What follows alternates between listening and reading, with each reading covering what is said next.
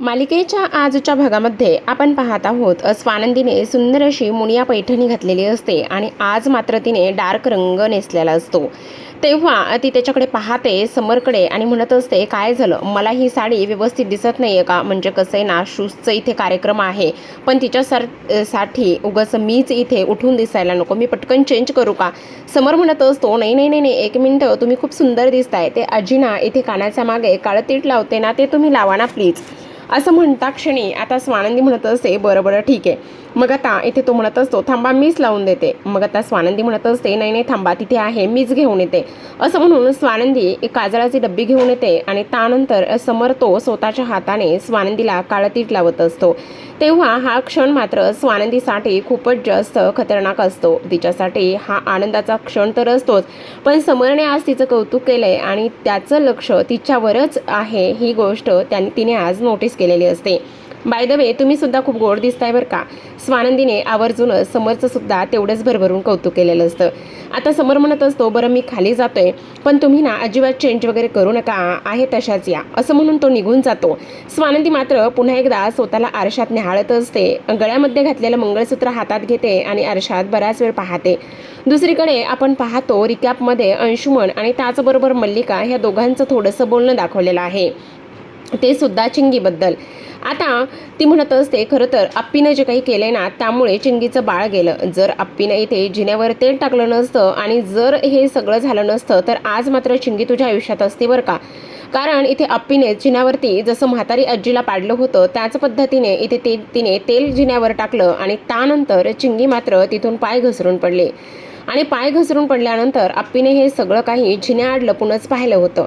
आणि त्यानंतर एवढंच नाही झालं तर हॉस्पिटलमध्ये गेल्यावर सुद्धा बऱ्याच काही गोष्टी झाल्या, असं सुद्धा हे दोघेजण बोलत असतात।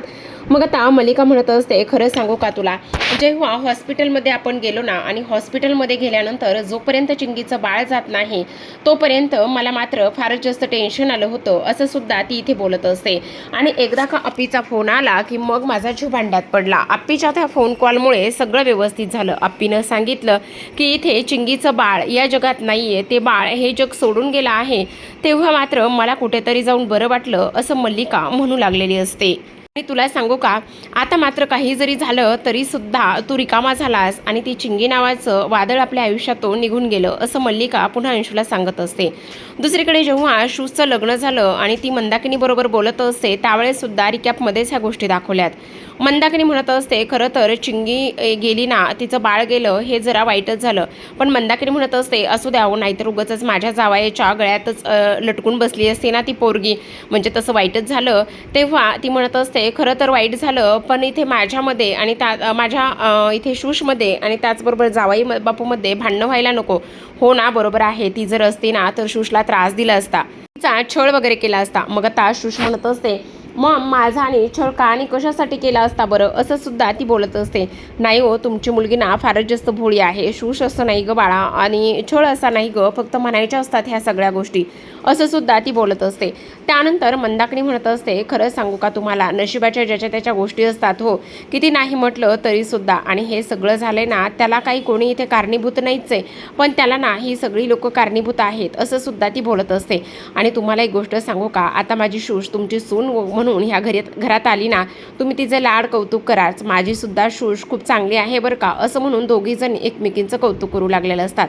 अंशुमन मात्र फार लाडात आलेला असतो। हे सगळं रिकॅपमध्ये झाल्यानंतर आज मात्र रिसेप्शनचा मस्त असा कार्यक्रम रंगलेला असतो। बरेच पाहुणे इन्व्हाइट केलेले असतात, घरगुती म्हणता बराच मोठा कार्यक्रम अरेंज केलेला असतो। सगळ्यांना पारंपरिक लुकची थीम देण्यात आलेली असते। बरेच जण इथे ट्रेडिशनल वेअर करून आलेले असतात, खूप कमाल सगळेजण दिसत असतात, आनंद आलेला असतो। पण निकिता मात्र मुलांच्या अभ्यासामुळे आणि क्लासमुळे आलेली नसते। त्यानंतर इथे डॉली सुद्धा आलेली असते, जी की इथे मल्लिकाची खास मैत्रीण आहे। तिने सुद्धा खूपच सुंदर अशी साडी नेसून आलेली असते, ती सुद्धा पारंपरिकमधले। ज्या गेस्टला इथे आग्रहाचं आमंत्रण मिळालेलं असतं, जे की समरकडून ते सुद्धा आलेले असतात. आणि ते आल्याबरोबर हा जंगी सोहळा, त्याचबरोबर समर राजवाड्यांचं एवढं मोठं घर आणि केलेली व्यवस्था, हे सगळं पाहून त्यांना सुद्धा फार आनंद झालेला असतो. आता खास इथे त्या पाहुण्यांचं स्वागतासाठी आपला आनंद इथे असतो. दुसरीकडे स्वानंदी आलेली असते. स्वानंदी आणि समर हे दोघेही जण असतानाच तेवढ्यातच आता इथे स्वानंदीचे आईबाबा, त्याचबरोबर अधिरारोहण येतात. त्यांचं सुद्धा स्वागत करण्यात येतं. तेवढ्यातच स्वानंदी धावतच जाते आणि तिच्या बाबांना म्हणत असते, बाबा तुम्ही कसे आहात? बाबा म्हणत असतात, हो मी ठीक आहे, पण मला ना राजवाड्यांशी थोडंसं बोलायचं आहे. असं म्हणून ते समरकडे बोलायला जातात. मग आता स्वानंदी बाकीच्या सर्वांना या म्हणत असते आणि त्यानंतर मात्र सगळेजण आतमध्ये निघून जातात.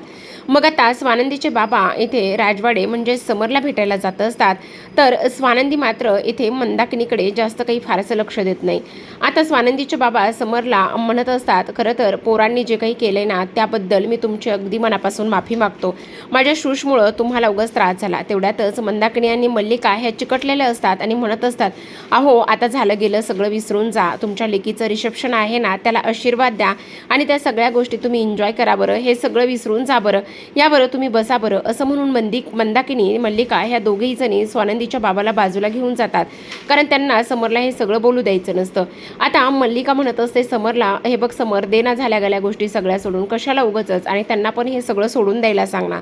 दारावर पाहतो तर अप्पी आलेली असते. अप्पी म्हणत असते, मॉम मॉम असं म्हणता क्षणी सगळ्यांच्या नजर अप्पीवर खिळतात. कारण अप्पीला आत्ताच घरातून धक्के मारत बॅग भरूनच समरने सासरी सोडून आलेला असतो आणि ती आलेली असते.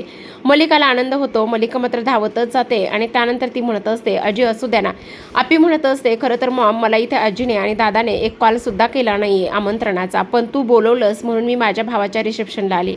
मल्लिका म्हणत असते, अगं ते काय झाले बघ ना, आईंना सुद्धा इथे आनंदच झाला. आई सुद्धा होच म्हणतायत की नाही. तेव्हा आजी म्हणत असत, मी कुठं हो म्हणाली, पण आता आई हे बघ मॉम, मी काय म्हणते, जर इथे माझं येणं कोणाला चालणार नसेल, आवडलं नसेल, तर मी निघून जाऊ का? तसंही मी इथे नाही थांबत, असं इकडे ती बोलत असते.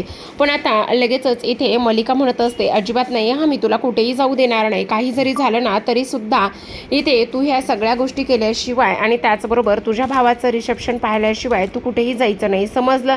येते का तुझ्या लक्षात? असं सुद्धा ती इथे बोलू लागलेली असते. त्यानंतर आपण पाहतो आता सगळ्यांच्या गप्पा हे सगळं काही रंगलेलं असतं. अंशुमन तिथे येतो. अंशुमन डॉलीला भेटत असतो, जी की इथे तिची फ्रेंड असते.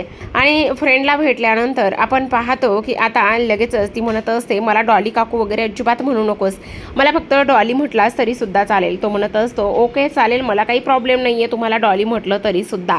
तेव्हा इकडे ती म्हणत असते, अरे मी सुद्धा तुझ्याच वयाची आहे, मी यंग दिसते की नाही? असं म्हटल्याबरोबर आपण पाहतो की इकडे मात्र अप्पी म्हणत असते, खरं तर आता तुम्ही सर्वजण ज्या गोष्टीची एवढी आतुरतेने वाट पाहत होता ती गोष्ट इथे आलेली आहे, झालेली आहे. ती म्हणजेच की इथे माझ्या वहिनीच्या रिसेप्शनला तुम्ही इथे जमलेला आहात आणि त्यानंतर तुम्हाला तिला पाहायचे आहे, तर तिची ग्रँड अशी धमाकेदारशी एंट्री होते. असं म्हणता क्षणी आपण पाहतो शूश मात्र आता इथे वेस्टर्न ड्रेस घालून आलेली असते, जो की ते हॉलिवूड बॉलिवूडमध्ये घातलेला असतो. शूश जेव्हा पायऱ्यावरून येते तेव्हा मात्र शूशकडे सगळेजण पाहत असतात. शॉर्ट ड्रेस असतो आणि तेव्हा मात्र स्वानंदीच्या पायाखालची जमीन सरकते. समरला सुद्धा फार मोठा धक्का इथे बसलेला असतो. आता हा सगळा प्लॅन इथे मल्लिका आणि अंशुमनचा असतो, पण त्यामध्ये अर्पिता सुद्धा तेवढी समाविष्ट असते.